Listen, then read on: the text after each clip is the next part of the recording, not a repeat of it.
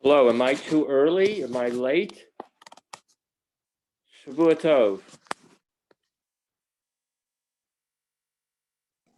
Shavua Tov. Hi, Miriam. I remember I still am at Turo. I remember you. I remember your name. I don't think I remember. I saw the name Miriam Elephant. I said, I am not there anymore, but yeah. I know. I know. I remember from 23rd Street. I've been with them now 14 and a half. That's a long time ago. Yeah. I saw the name, so immediately but am I early for the shiur or am I? You know what? It's like we don't have like a set time. We say 45 minutes after Havdalah time or more or less. So it's like I always log in early because I like to be on time. So Okay, I just gotta get my Talmud. Thank you. Shavua Tov. Thank you. I'll be right back. Shavua Tov.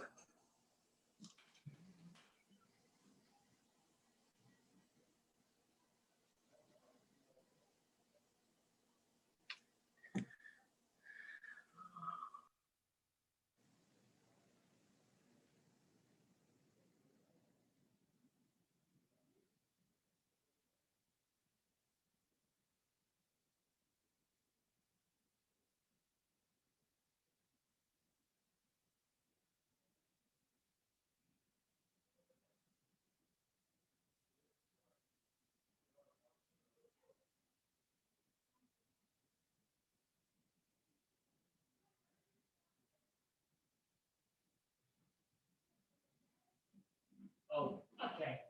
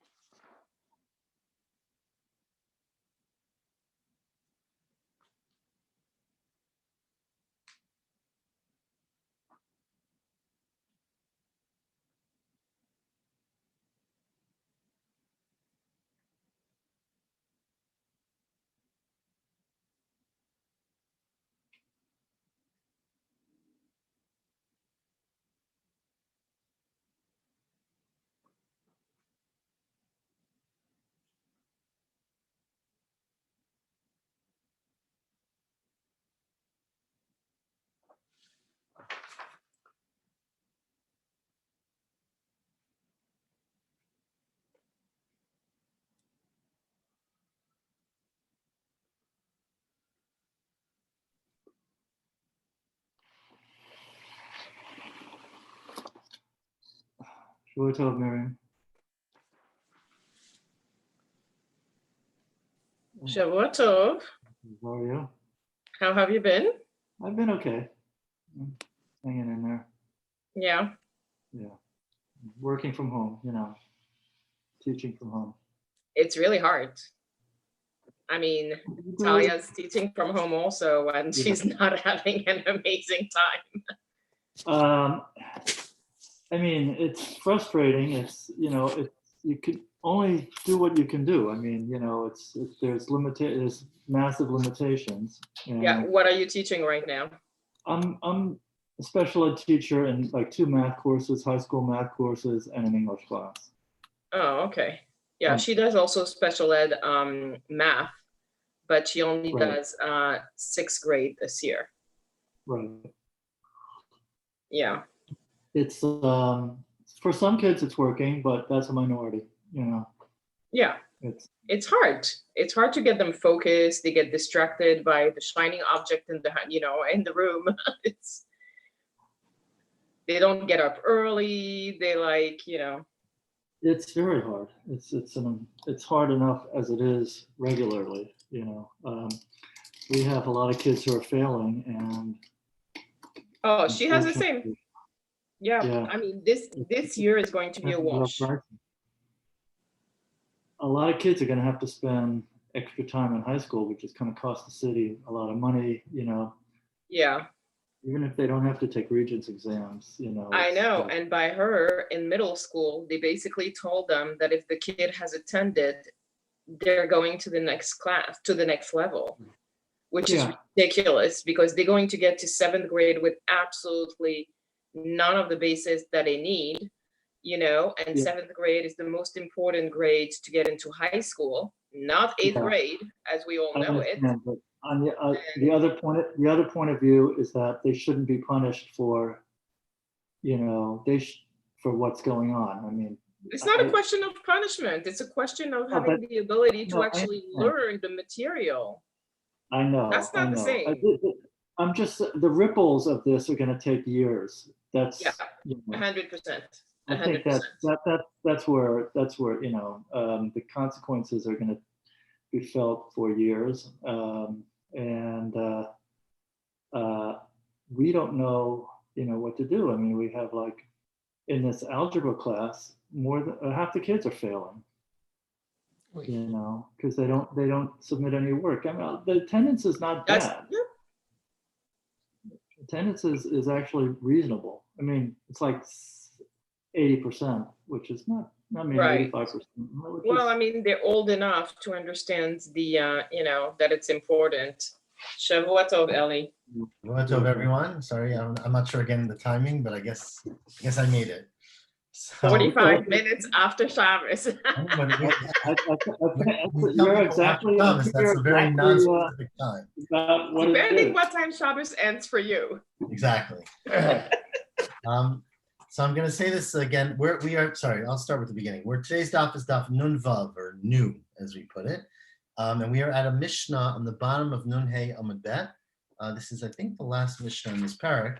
And after tomorrow's daf, we're going to get into what we call the second half of the Sechet Pesachim, maybe the second of 3 halves, but which really gets into the meat and potatoes, as we put it, of the Carbon Pesach. And it's and it's very, very exciting, I would say. This is also exciting, but I want to give that excitement sense. But I'm not going to be here tomorrow morning, so I think we're still figuring out. I think David said he knew that, and maybe. Yeah, I volunteered to give vaccines from New York City, so. Oh, good. And then I don't think I've never done this before in my life, but. That's no excuse, Ellie. I mean, where are your priorities? Then I volunteered to do it. They sent me an email saying your shift is from 7 a.m. to 8 p.m.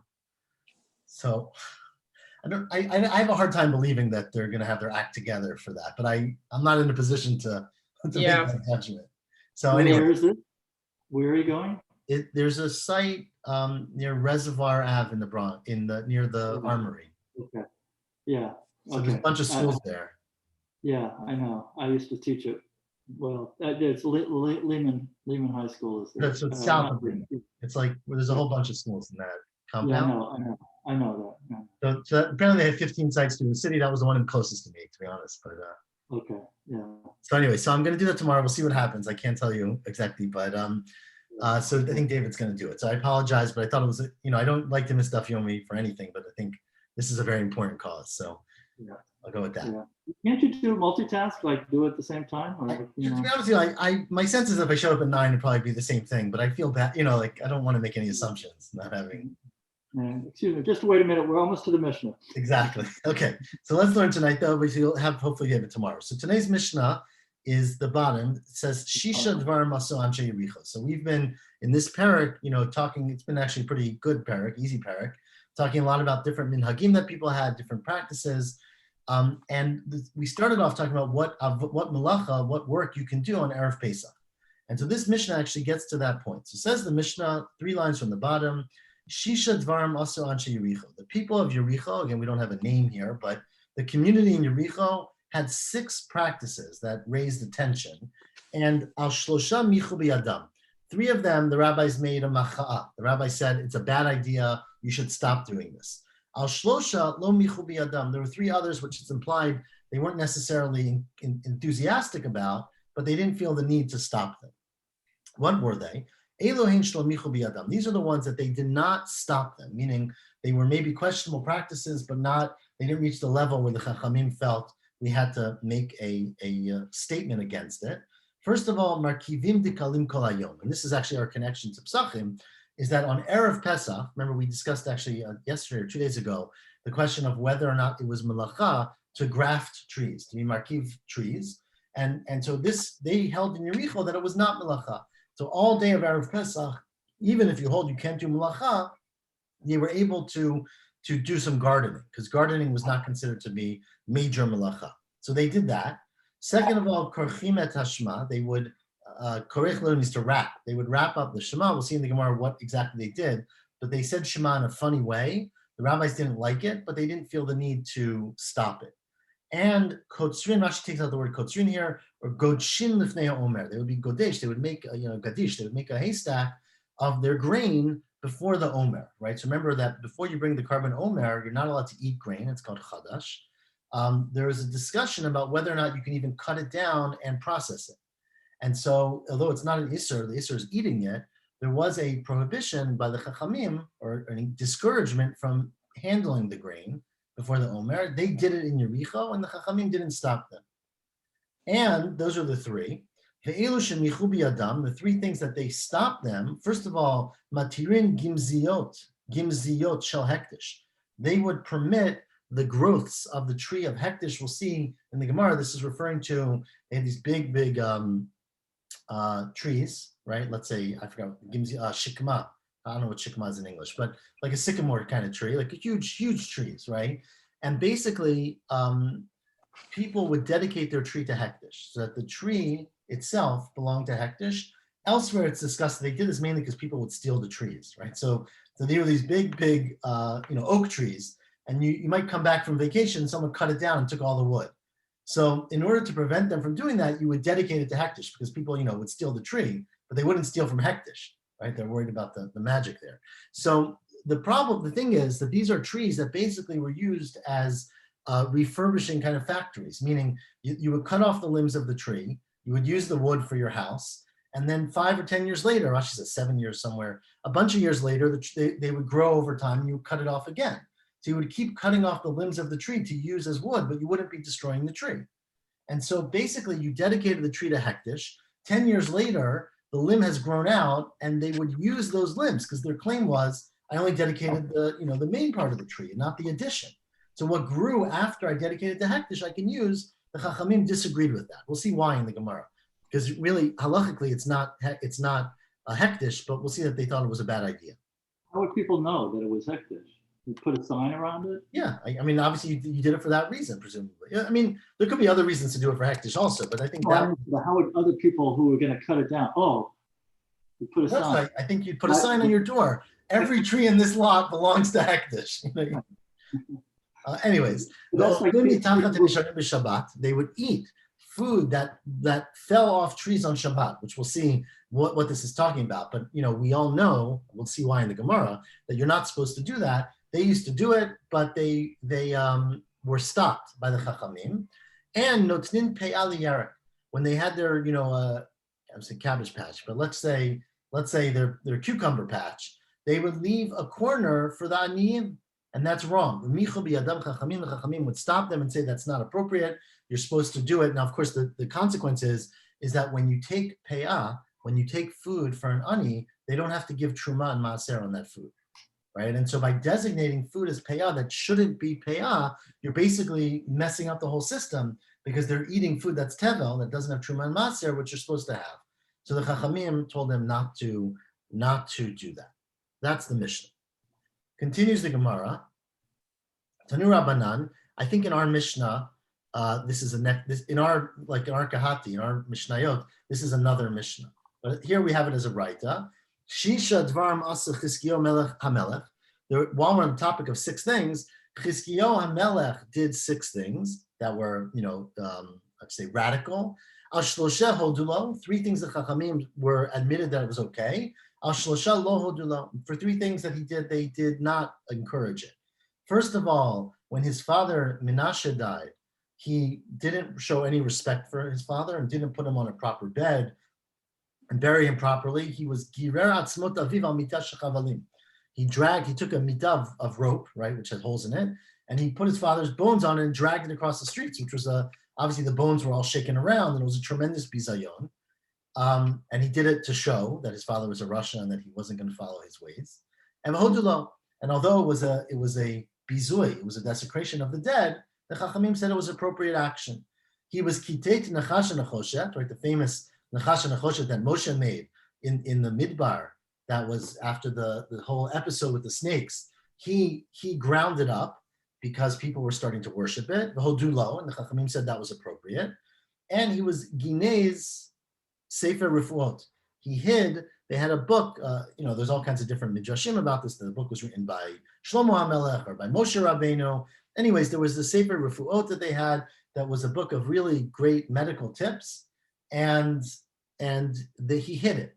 So Rashi here says that the reason he hid it is because people were it was making life too easy, right? Someone got some illness, instead of davening to Hashem and praying and understanding the frailty of life, they just went and found, they went to WebMD and found the answer, which the Rambam and others find, at least that language, like there's nothing wrong, right? If there's a trufa, you take the trufa. Like there's no reason to suffer if you have an answer. So the Rambam understands that it was more mystical. They would follow like all kinds of magical potions and stuff, and that's why Yechizkiyahu hid it over time. So maybe not that it was completely wrong, but it was a lot of hocus pocus. Anyways, hodulo. They acknowledged that was right. Al shlosha lo hodulo. But he did 3 things that the Chachamim thought were wrong, and they did not agree to. First of all, he was kitzeitz daltot shel hechal. He cut down the the door of the hechal, the shigran melech Ashur.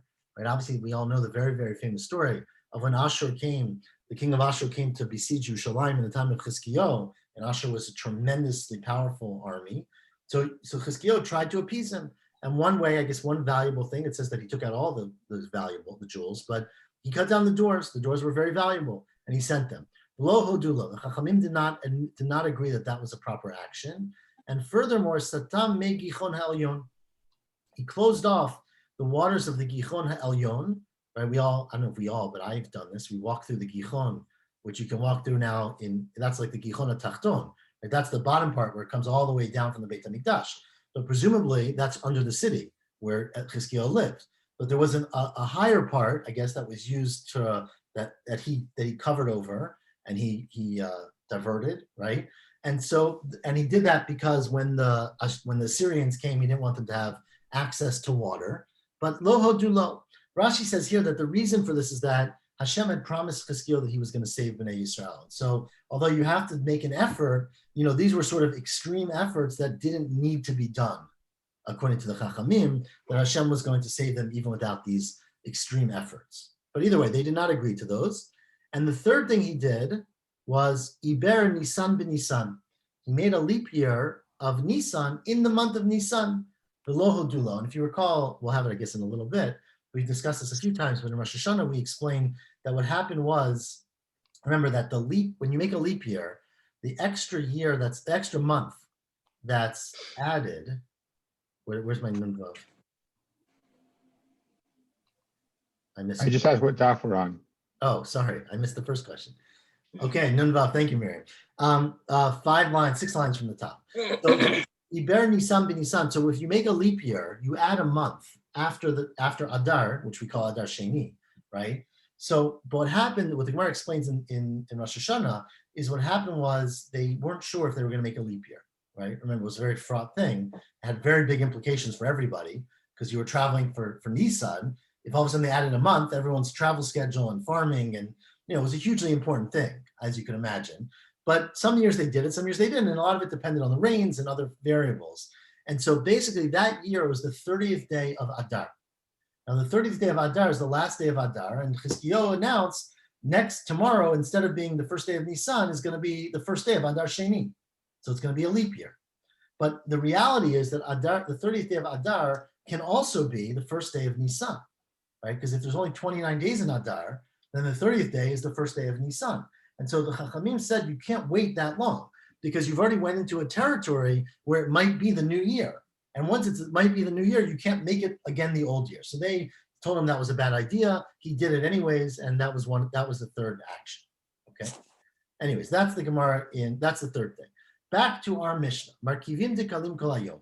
They would be markiv, they would graft trees all day.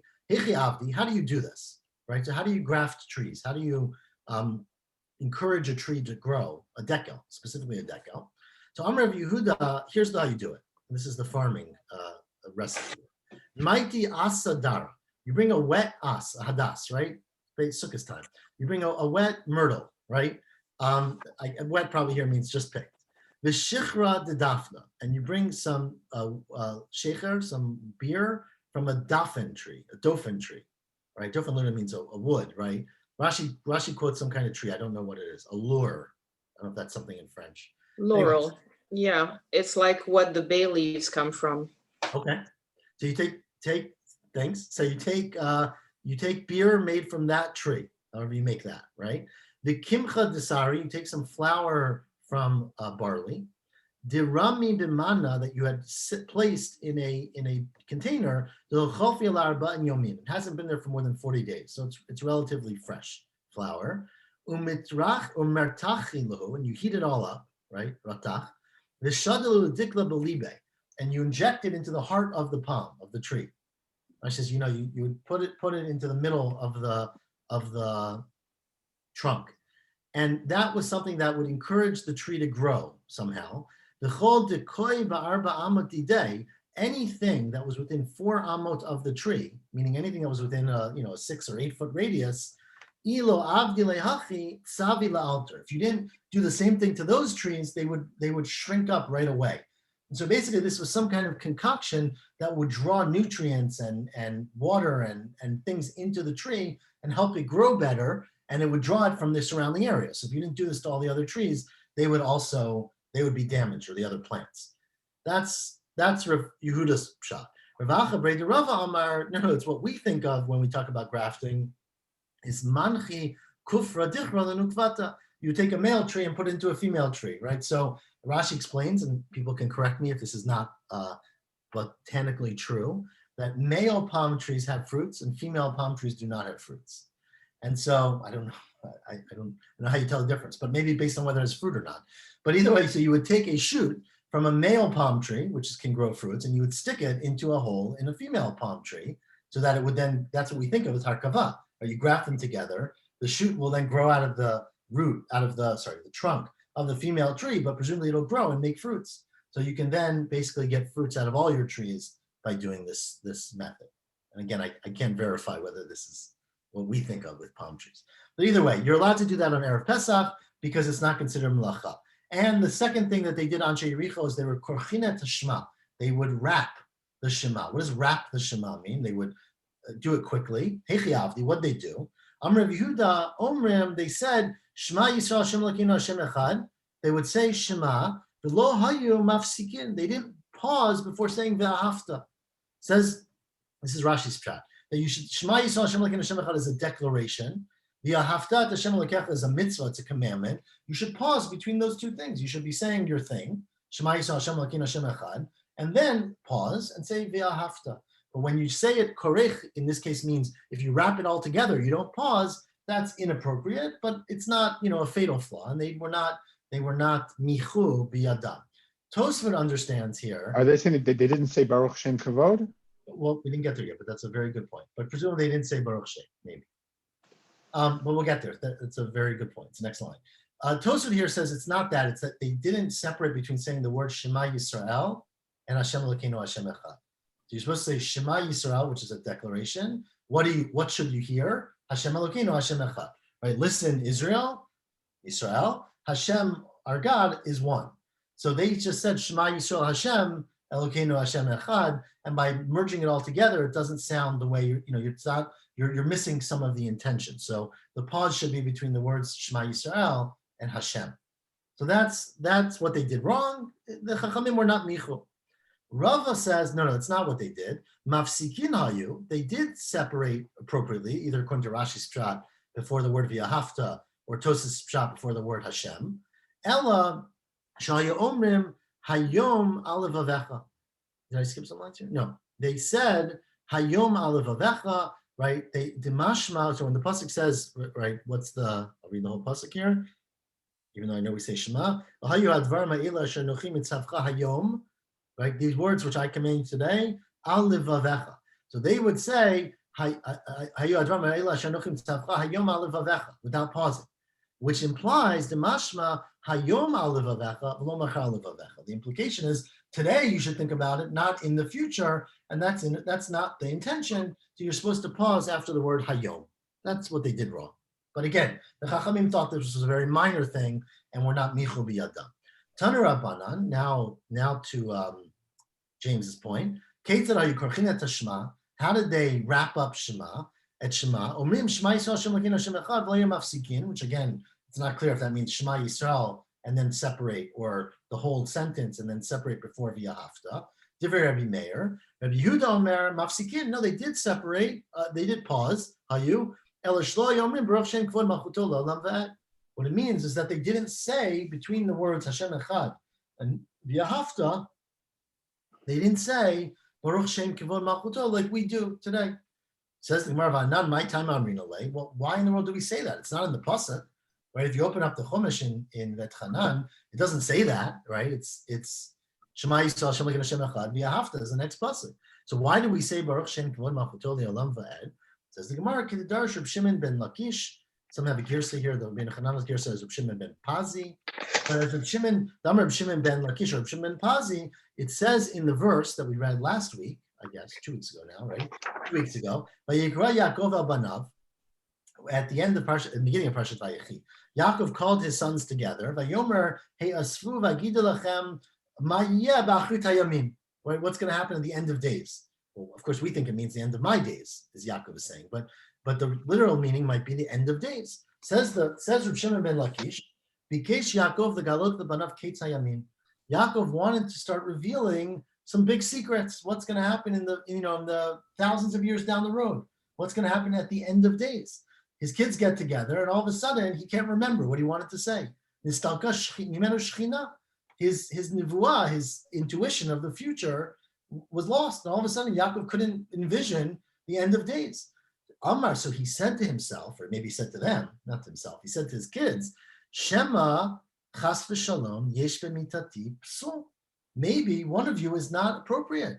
Maybe God won't allow me to reveal the secrets because someone in this crowd is not appropriate to hear them.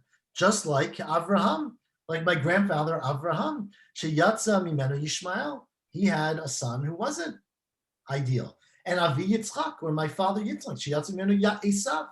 So Yaakov's initial thought was that just like my father and grandfather, not all my kids are good, right? I don't know which one, but not all my kids are appropriate. Amrulo banav. So his children responded to him, Shema Yisrael, which in this context is a statement to their father Yisrael, right? Let's hear, O Israel, as we put it, right? But here literally meaning Yisrael, their father, Hashem Elokeinu, Hashem Echad. No, Hashem is our God, Hashem is one. Amru, they said to him, Kishem she'em b'libcha ele echad, kach em b'libenu ele echad. Just like you, Yaakov, only believe in the unity of Hashem, so too with us, we are all perfectly committed to the same values as you. But Darsha, when Yaakov heard that, Patach Yaakov Avinu v'amar, Baruch Shem kivod malchuto le'olam va'ed. So Yaakov responded, thank God who's given me this family. And that's why we say it after Shema. It's a remembrance of this moment of the children of Yaakov. Amru Rabbanan, now the Rabbanan said, due to this story, Echi Na'avid. So what do we do about the pasuk, or not, it's not a pasuk, what do we do, what is a pasuk, but what do we do about Baruch Shem Kivod Malchuto? Nemrinu, should we say it in Shema, Lo Amru Moshe Rabbeinu? It's not in the Torah, right? When you read the verse in the Torah, it's not there. Lo numrinu, should we leave it out? Amr Yaakov. Yaakov said it. So we got a little tension here. Hitkino, so they made a takana, she'ei omrim oto b'chashai. You should say it quietly, which is what we do. Right? You say Shema. You should say Baruch Shem because of commemoration of what Yaakov did, but you should say it quietly so it doesn't interrupt the flow of the pasuk. Amr Reb Yitzchak, Amr Debe Reb Ami, Mashal lebat melech sheherichat sikei k'deira. I love this example. It's like the daughter of a king, a princess, who smells the sikei k'deira. I don't really know how to translate sikei k'deira, but it means like the little bits on the side of the pot, that have great taste but are not very presentable. I don't know if someone has a better English translation than that description. But the little juicy bits, as we put it. Im Tomar, if she says to the kitchen, can you send out those, that delicious smelling thing? Yesh Ganai. It's embarrassment. She's supposed to eat, properly fancy foods. The point is it's delicious, but poor presentation. Im Lo Tomar, if she doesn't say anything, Yesh Tsar. She's going to suffer. Once you smell a good thing, to get that out of your mind is very challenging. So what do? So you do it on, take it in your bedroom. You have it on the side. And so the same thing is true about Baruch Shem Kavod Malchuto. It's like a secret. It's a very funny mashal, right? It's like a secret desire between us and Hashem that's not part of the pasuk, but that we want to include because you don't want to leave out such a great story of Yaakov and his children. Amar Rabbi Avo, Hitkinu she'omrim oto b'kol ram, says Rabbi Avo, but over time, they made a takana to say Baruch Shem Kavod Malchuto loudly. Why? Because of the accusations, or I don't know if tarumot is accusations, but the arguments of the minim. Over time there became, maybe Christians would probably be what it means over here in Amoraim time, but there became many heretics, right? Maybe not Christians, other heretics who doubted it, and then doubted Hashem's unity. And so all of a sudden, you're saying Shema Yisrael Hashem Elokeinu Hashem Echad, and then everyone starts whispering something. Right, so that seems very suspicious, that maybe they're saying, oh, maybe I don't really mean it, or except for this circumstance. And so because of that, they were mitakein not to say it quietly, so that no one would have doubts that maybe you are reneging on your statement of Shema Yisrael right after you say it. So in those places they would not, they said it out loud. Ubin Nahar Da, but if you live in Nahar Da, Deleka Minim, where there's no one who are heretics in Nahar Da, Ad Hashta Amri La B'Chashai, we still say it quietly. That's where we get to. Continues the Gemara so we did the first two, right? The first one was Markivim Dikalim, which was okay. The second was Korchim et Shema, which meant they wrapped Shema, meaning they didn't pause in some way, or they didn't say Baruch Shem. Says the Braita, let's go back and do the whole list again. Tanu Rabbanan, Shisha Dvarim Asu Anshe Yericho. There were 6 things done by the people of Yericho. Shlosha B'Ratzon Chachamim, Shlosha Shelo B'Ratzon Chachamim. 3 with the Ratzon, with the acquiescence of the Chachamim, 3 without. Eilu B'Ratzon Chachamim, the 3 things they did with the Ratzon Chachamim. First of all, Markivim Dekalim Kol Hayom of Erev Pesach, which we just discussed. They would graft the trees, they didn't consider it to be Melacha. Korchin et Shema, they would cut Shema, they would wrap the Shema, as we just said, they didn't pause. The third thing was Kotzin Lifnei Omer, they would cut down grain before they brought the carbon Omer, right? Which is, I told you, we didn't have that Gerson in the Mishnah. We said the Gerson I had in our Mishnah, Rashi had, was Godshin, not cut it down, but they would gather it together. Eilu Shelo B'Ratzon Chachamim, continues the Braita. These 3 things were done without the Ratzon Chachamim. Godshin Lifnei Omer, they would bundle it together, which they did not approve of. Rashi, I think Rashi explains, someone explains that of course, cutting something down is much more necessary than wrapping it together, right? If you have grain that's ripe and you don't cut it down, it's going to get ruined, right? So you'd have to do kitzira, but once you cut it down, you don't necessarily have to make it into a clean and organized bundles. You could just protect it until the time of the Omer. So they permitted them to cut it down, but didn't permit them to put it together in organized bundles. Furthermore, the next thing was partzin pirtzot beginotehem and pardosehem. Right? Remember, we said in our Mishnah, they would allow the people to eat, they would eat the fruits that fell from a tree on Shabbat. Says the Braita, it's a little more complicated than that. It's that when there was a famine, right, and there was no food anywhere, and so people who were poor had nothing to eat. So what they would do was they would parate pirtzot, they would cut open a pirtzah, opening, right? I don't know how you translate in English, but let's say an opening in their gardens and in their orchards, lahachil nesher la'aniyim b'shnei batzarot, to allow the poor people to eat the nesher, the things that fall, right? Noshrim are what falls down onto the floor on years of famine, b'shabbatot v'yomim tovim, when it was Shabbat and Yom Tov, so that there was no food, right, or very little food. I guess you couldn't carry out food. It was Shabbat. So they would cut open holes in their vineyards so that anyone could get in, like Shemitah, basically. So that if a person's walking by on Shabbat and Yom Tov and they're starving and they see an apple lying on the floor, they can pick it up and eat it. So they would allow them to do that. The Chachamim did not approve of that because you're not really allowed to eat food that fell from a tree on Shabbat, right? Now, obviously, if you're starving, you can do it, but I guess it was not literally starving, right? So that was one thing. And the third thing was, did I skip some words? No. They permitted the growth, the gemziot is the growth, as I told you about, of trees that belong to hektish from these big carob trees and these shikma, I think it's sycamore, right? Trees, divrei Rabbi Meir, so from these big trees. Amrullah Rabbi Yehuda, said Rabbi Yehuda, what do you mean? If you're saying they did it with the chachamim approving of it, then everyone should do this. Why don't you just say it's halacha? All of these actions were done without the will, without the approval of the Chachamim. The Chachamim did not approve of any of these actions. But al shlosha michu biyadam. For three, they felt it was sufficiently bad that we had to announce and say stop it. Al shlosha lo michu biyadam. Three, they said it was not right, but we don't feel we need to stop the practice public. The elo shalom michu biyadam. The three that they did not stop. Again, this is a repetition of our Mishnah. We think markivim dekalim kol hayom. They would graft trees on Erev Pesach. Korchinat Shema, they would wrap up the Shema. The Kotzrin v'Gochin l'fnei Omer, and they would harvest and be Godesh. So he's changing it now.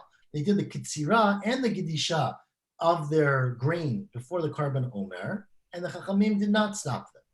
The Elu shemichu biyadam, these are the ones that the Chachamim did stop them. They were, first of all, Matirin Gimziot Shel Hekdesh Shel Churva Shel Shikma.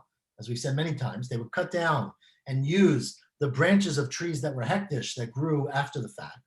They would open up holes. They would cut open holes in the fences around their vineyards and orchards, so that the poor people could eat the fruits that fell from the trees. On Shabbat and Yom Tov, in years of famine. And as our Mishnah had, the other one, the Gemara is of course going to ask, it seems like 7 things, not 6 things.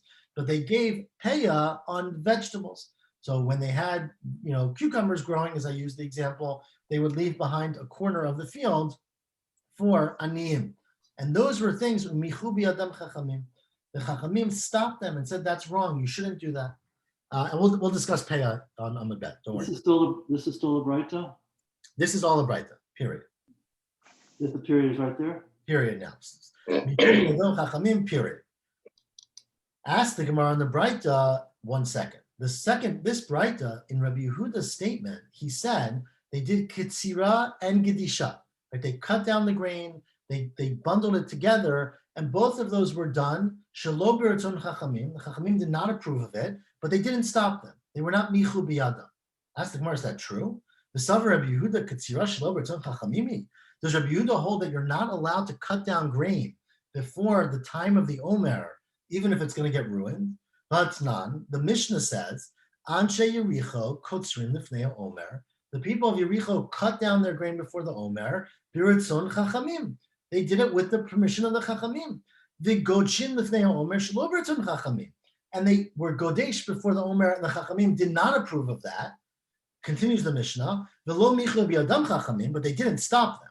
Right? So this Mishnah very clearly says that Kitzira is fine. You can cut down the grain. Gedisha is not fine, but it's not so bad, and the Chachamim won't stop you. Now, who's this Mishnah? Man sham damar michu v'lo michu. Remember, Reb Meir said that the Chachamim didn't stop anything, right? They allowed some things, they didn't allow other things. So who's the Tana who says that that everything was not a b'ratzon Chachamim, but some was encouraged, or michul, not encouraged. Some was discouraged, and some was not, was just silent. That's Rabbi Yehuda. And it says clearly in the Mishnah, Katani Kotzrin B'Ratzon Chachamim, that you could do Kitzira, you can harvest your grain, and the Chachamim did not care. They were happy with it. So how can you explain that Kitzira and Gedisha were done Shelo B'Ratzon Chachamim? This is more L'tamech. I agree with you, but even reading the Braita doesn't make any sense, because Hani Arba Havi. It has to be, it's four things, right? If you count all these things, the Markivin, the Kochinet Shema, the Kitzira, and the Gedisha, you end up with four things. Ella, it must be Sami Mikan Kitzira. Take out the word Kitzira from the Braita and just have the word Gedisha, Gojin. And that's our Mishnah, if you recall. It's exactly what our Mishnah said, right? Why Rashi took out the word Kitzira from our Mishnah. So our Mishnah then has three, and the Braita have three cases where they did things the Chachamim did not like them to do, but the Chachamim did not stop them. And that is being Markiv the Dekel, right? Doing grafting, Korchinet Shema, and cutting down the grain before the carbon omer, not cutting down, being Godesh, bundling the grain before the carbon omer. Those were things you should not do, but the Chachamim did not stop them. And then they did three things that the Chachamim did tell them to stop. Okay? What were those? Continues the Gemara. We're fourth line now on Amud Bet. Umatirin gimziot shel hekdesh. They would cut down and use the growths. Gimziot, Rashi says, means the growths of the, like the branches of charuv v'shel shikma. Amru, what they said, the people of Yericho said, avotenu lo hikdishu ela korot. Our fathers who were makdish these trees, 100 years ago to hekdesh, only were makdish the korot, meaning Rashi means the central part, the part that was alive then. This grew anu natir gimziot shel hekdesh shel charuv v'shel shikma. We will permit the growths that happened afterwards. And says the Gemara, we're talking about things that grew after you made it hekdesh, right? You made the tree hekdesh, and then things grew after that time. They hold like the opinion that, which is everyone agrees, that there's no me'ilah in what grows after the time. So me'ilah is only what's present when you get dedicated the thing to hekdesh, not what grew after that time. And why did the Rabbanan stop them? Rabbanan Savri, it's true. Mihi de me'ilah leka. It's true that there's no me'ilah, which is, remember, is a very specific prohibition that if you're over me'ilah, you have to bring an asham, a carbon, you have to give back a chomesh, right? There's no me'ilah, but isura mi'a'ika, but it is still prohibited. It doesn't qualify as me'ilah because it wasn't given directly to hekdesh, but it is still part of the property of hekdesh, and therefore you're not allowed to do it. So that was one thing. And then we said that they cut open holes in the gates, partzin pirtzot, Amar Ula, Amar Rabbi Shimon ben Lakish, machloket b'shel mechabdot. The machloket, now remember, the again, I'll give you the case according to Rashi. If we have time, if you want, we could do Tosfot. Rashi's case is that we're talking about a regular dekel. What's a dekel? Tomorrow, right? They have dates, right? Date palm. So we're talking about dates. Let's just say. And as we all know, I think we all know, or I know, that dates grow on the top of the tree, right? They don't grow on the bottom. They grow all the way up towards the top of the palm tree. So you basically Rashi understands that this means the dates fell on Shabbos, okay? And we'll see why that's not, like, why you can have that. The dates fell off the tree on Shabbos. And the problem is that it's a famine. You want people to come take your date. If you're a very nice guy or not, and you open a hole in your fence, right, so they can come in. The Chachamim were upset because they said you're not allowed to eat these dates that fell on Shabbos. Says the Gemara, the machloket, meaning the Anshe Yericho thought it was okay, and the Chachamim said it wasn't okay. That is where they are mechabdot. Rashi says mechabdot means that they are in the branches of the tree at the top of the tree. I don't really know how you translate it in English, but that basically at the top of the tree, right, you have the groups, kapot tamarim, right? You have the groups of dates. And even if one of them falls off the tree and it's not connected anymore, it's sitting in that bundle basically up near the top of the tree, right, which catches it. So when the dates are up there and you basically have to climb the tree to get them, that's where they had a disagreement. The Rabbanan Savri, we are worried. You shouldn't let them go up and get those dates that are no longer attached to the tree. The Gazrinan, Shema Yalev Yitlosh. You're going to go up there and you're going to get dates from that area that are already detached. But when you're up the tree, you might be, oh, there's another one right next to it that's still attached, and you'll pull that off on Shabbat. Now, if you pull that off, that's an Isser Doraita, right? You're pulling a fruit from a tree on Shabbat. And so because they were concerned about that, they said, don't allow them to take any of them because we don't want them to go up to the tree. Oh, we learned On Jericho, we're not so concerned. They were like, just go up and don't cut it down. Don't take anything off. Didn't we learn in Masechet Shabbat you're not allowed to climb trees on Shabbat? Yep. Good question. But anyways, we'll maybe you get a ladder, let's say. Okay? Tosfos is bothered by that. Tosfos is a whole nother shot here. But that maybe you have a ladder. But that's what Rashi says. Aval b'shel bein hakipin, but if the fruit, the dates have fallen to the kipin, Rashi says the kipin is when they're like stuck in the root of the tree. When you get, you know how a date tree, a palm tree, there's like in the bottom, there's like the stuff that come out. Like Branches. Branches, thank you. Wow. I'm glad we have real experts here, right? So the branches, then it's not a problem. Divrei hakol mutar. Everyone agrees that that's okay because you're not going to pick from the tree if you just take it from the branches, right? What again? So Amar le Rava says, Rava, I don't get it. So what? Hamuksa ninu, right? Isn't the fruit muksa? If it was on the tree before Shabbat, when Shabbat started, then it falls off on Shabbat. It's muksa. Muksa meaning you're not allowed to use it. It's set aside. So the Chitem says, well, maybe dates are not muksa. Why? Hoel the chazi the orvin, right? Orev. If you have it's a very fascinating case. Let's say you have a pet raven, right? Like in the Tower of London, right? You got a raven. There's an article about that in the New York Times today, which is why I thought of it. Anyways, one of them died or something. Anyways, there's a pet raven, right? So your raven has to go out and eat. You can send your raven out on Shabbos, Rashi says, to eat from a tree, even if the raven's going to eat fruit that's attached to the tree. Because the Isser of Muksa doesn't apply to the raven, right? So basically, the dates were chazi for your orev, and so maybe hashta, so maybe therefore they're not muksa. Because although you couldn't eat them when Shabbat started because they're attached to the tree, your animal could eat them, and animals obviously eat fruits that are attached to the tree. But that doesn't help because hashta muchan la'adam lahav muchan leklavim. Remember, just because something is muchan, meaning it's prepared and it's ready to be used by a person, does not mean it can be used by an animal, right? And so you don't have cross-species hachana. What's the example that's not? The very important mission that we said, Rabbi Yehuda Omer, right? Let's say there's an animal dies on Shabbat, and you want to feed it to your dog or feed it to your animal or your pet leopard, maybe, right? Or something. So you want to feed that animal. They can eat a nevela, right? But says Rabbi Yehuda, Im lo hayta nevela me'erev Shabbat, if the animal didn't die before Shabbat started, asura, you're not allowed to give let's say the cow dies on Shabbat. You can't feed it to your dog, right? Even though a dog can eat a nevela, of course, right? But because when Shabbat started, it was not muchan. Lefisha eno mina muchan.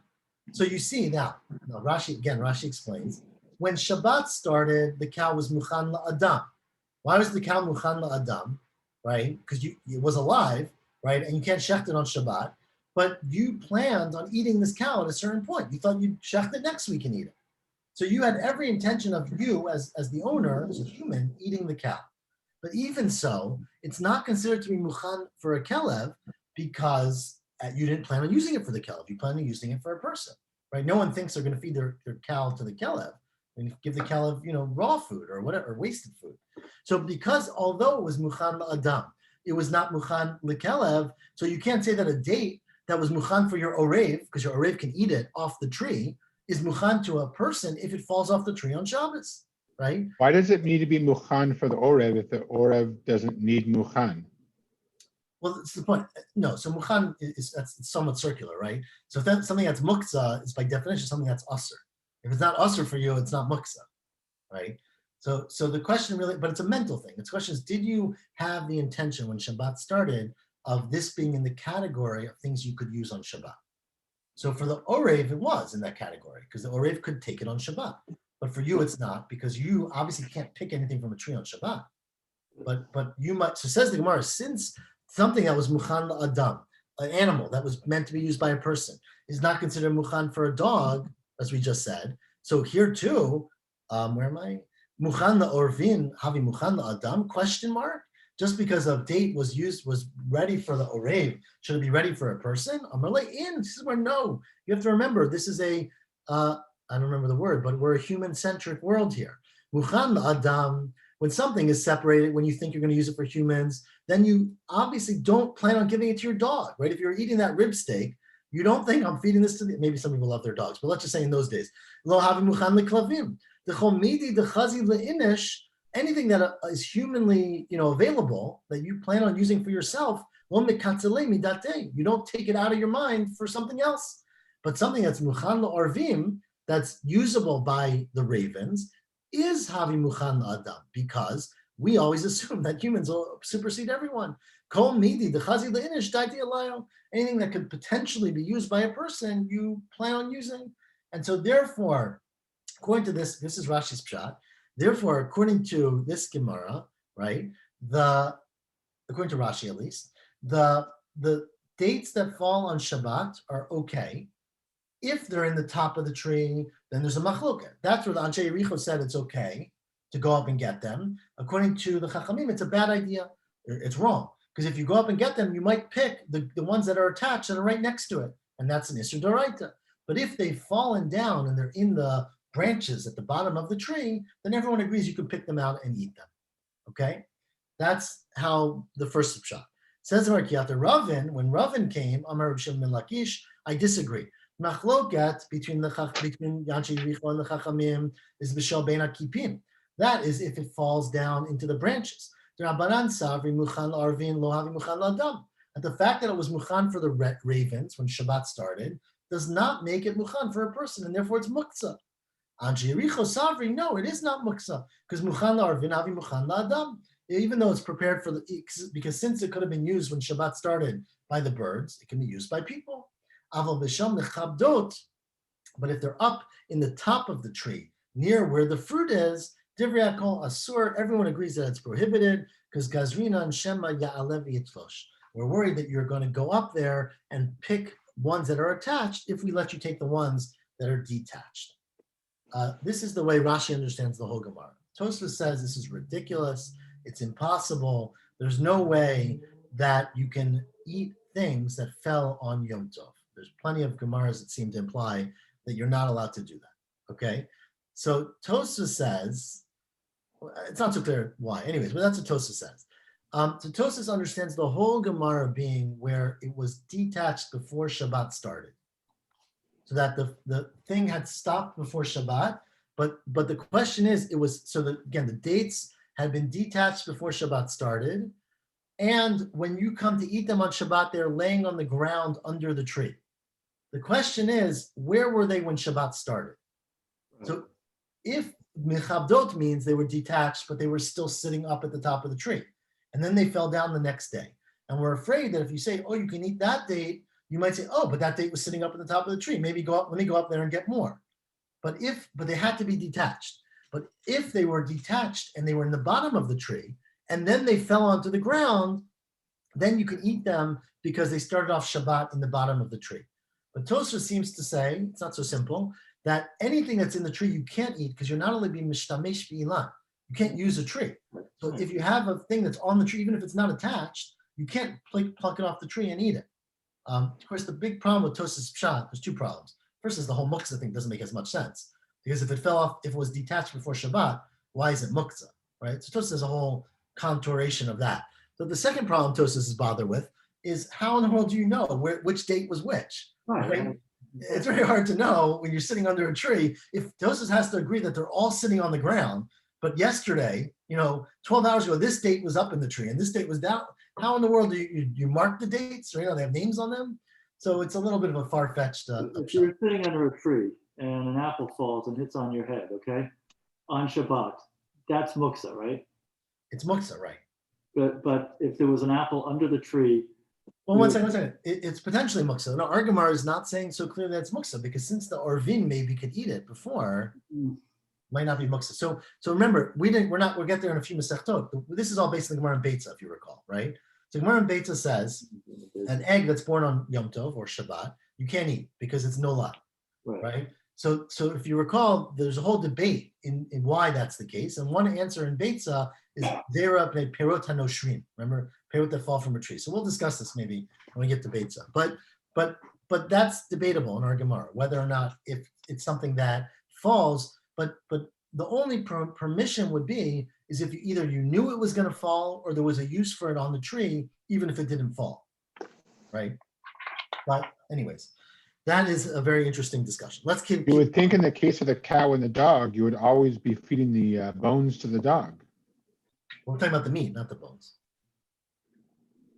Right? So remember, if it's an avela, if an animal dies, you can't eat it, right? As it's not kosher, you can feed it to your animals. On Shabbat. Oh, well, maybe. So no, the Mishnah says you can't because since when Shabbat started, it was still alive. You thought, I'm going to use this for myself, not for my dog. It's muksa for the dog, right? You're not allowed to use it for the dog. You can only use it for yourself. Right, but if you had a dog and you were going to shuck the cow, you'd figure the dog was going to get something. I don't know. Maybe they get, I don't know. Maybe they give the dogs a bad one. I don't know about the dogs. Continues the Gemara, 3 lines from the bottom of the narrow lines. Notnin peya liyerek. The final thing that they did in Yericho was they gave peya, they gave a corner of the field for vegetables. Says the Gemara, what do you mean? They didn't learn the Mishnah in Masechet Peya? They never learned Mishnayos. They didn't learn the Mishnah that says in Peya. Klal amru bepeya. Now Tosfos points out that before you get to this Mishnah, the Torah very specifically says Peya about 3 things. Right? Remember, there's 3 verses in the pasuk. One is about Zeitecha, your olives. One is about your Karmecha, your grapes. And the third is about your Ketzir, which we usually mean to be grain. The Tosfos understands that Midoraita, you only have to give Peya on those 3 things, on grain, on olives, and on grapes. But Midrabanan, they added all things that, which is also true about Maaser and many other halachot, right? And Klaim, which we talked about. But Midrabanan, they added many other things. And says the Mishnah now in Peya, Ditznan, Klal Amru Peya. This is the rule that they said about where you give Peya. Kol Shehu Ochel. Things have to be edible. We'll see what that means, what that excludes in a second. V'nishmar. You have to care about them, meaning they're not hefker. They're not things that are just growing wild. V'gidu lo min haaretz. They have to grow from the ground. Unlike things which don't grow from the ground, which we'll see what that is in a second. Ulekitato l'ka'acha. It has to be something that the harvesting is all done at one time, right? And that Tosfos points out again is because it's very, very difficult for the aniyim if it's not all harvested together, right? If you harvest this Monday and next Monday and the next Monday, then they got to come and they get a very small portion each time. Umachniso l'kiyum, and something that you can bring into your storehouse for long-term storage. Those things are chayav b'peya. That's the Mishnah. Continue, says the Gemara. Kol shu ochel. What's that excluding? What's not chayav in peya? Prat l'svichei satim v'kotza. These growths from the satim. Rashi says the satis, is a tree that they use for dyeing. I have no idea what it is, but it's a tree that basically the point was it wasn't meant to be eaten. It was meant to be used for dye, marika, right? They made it into some kind of for cloth. And kotza and thorns, right? So thorns, which I guess, I don't know, you can feed the animals or you can use for different industrial things, but they're not edible. And it has to be nishmar, it has to be something which you care about, prat lehefker. Exclude something that grows on its own, right? Grows wild in a field. Ukidilo min haaretz has to grow from the ground. What's that excluding? Prat, the kmihina pitriot, as we all know, right? Mushrooms don't grow from the ground. They grow from, I don't know, the air, right? And of course, they grow on the surface. James is disagreeing with this, but the same reason you don't make a bracha when you eat mushrooms, right? They don't grow from the ground. They grow from dead trees usually. Well, so obviously they grow from something, but the point is they don't have roots, right? They don't grow from nourishing from. Maybe they do, but they don't have clear roots, right? So it's not something that seems to grow from the ground. And so you don't have to give pay on your mushroom farm. Something that you pick all at one time, probably te'inim, which if you recall, te'inim have many. They don't ripen at the same time. So they ripen at different times. We've discussed this many times, right? They ripen over time. So figs? Sorry? That's figs? Figs, thank you. Yes. Yes. Figs that grow over different times. Umachniso l'kiyum. The final thing is that something you can bring in for storage, prat liyerek. Excludes vegetables. So the Mishnah specifically says that you don't give peya, on vegetables. So why in the world are Anshe Yericho doing it? Amar Rav, They weren't giving payah on their cucumbers. Everyone knows the rule. But what about the tops of the turnips? Right? Lefet is usually turnip, I think. Okay. What about the tops of the turnips? You know, in those times they realized, like we realize today, that it's not just the turnip that you eat. You can eat the green on top of it, right? It's like lettuce, basically. I mean, it's not like lettuce. It's another green, as lettuce is a green, right? These are things that were stored only when they're attached to the turnip. If you cut off the lettuce, the leaves on the thing on the turnip, it would go bad within a week, right? So that's not machniso l'kiyum, like salad. But if you keep it attached to the turnip, apparently it can last for much, much longer. I don't know if that's true, but apparently that's the case. And so that's the question is, does that count as machniso l'kiyum? Mar savar lo shmei kiyum or mar savar shmei kiyum? So that was the debate where they felt that even the tops of the turnips are considered something that you should give payah, and the Chachamim felt that you should not.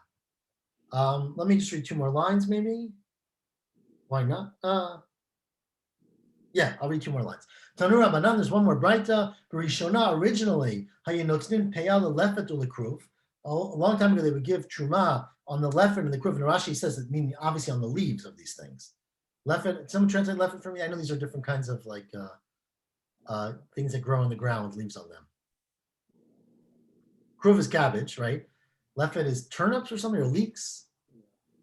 Turnips, maybe. Okay, so we'll get it maybe.